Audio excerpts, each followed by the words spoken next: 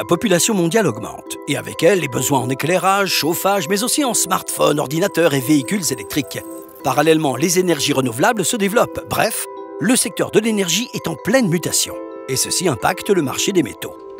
En effet, les constructions de nouvelles centrales consomment aluminium, cuivre ou fer, et ce d'autant plus lorsqu'il s'agit d'éoliennes ou de panneaux solaires.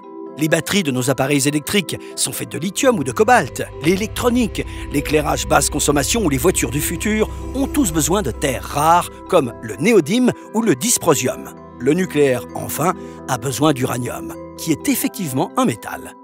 Ainsi, les besoins en métaux croissent. Et entre 2005 et 2015, la production de lithium a augmenté de 20% par an.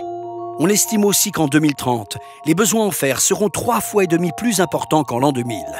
On pense enfin qu'il faudra bientôt ouvrir une mine de terres rares par an pour répondre à l'explosion de la demande.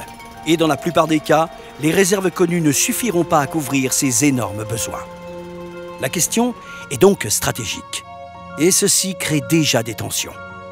Les États-Unis, qui possèdent de bonnes réserves, ont choisi le secret. Personne ne sait par exemple combien ils produisent de lithium. La Chine est très active. Le pays qui contrôle presque 100% de la production mondiale de terres rares investit massivement dans des mines de tout type partout sur la planète.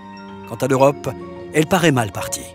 Elle est aujourd'hui sans réserve et du fait d'une opinion publique peu favorable, aucun programme de recherche n'a été lancé sur son sol.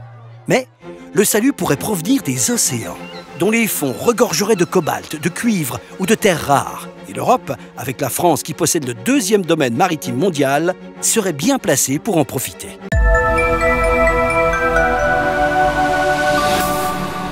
Audio Jungle.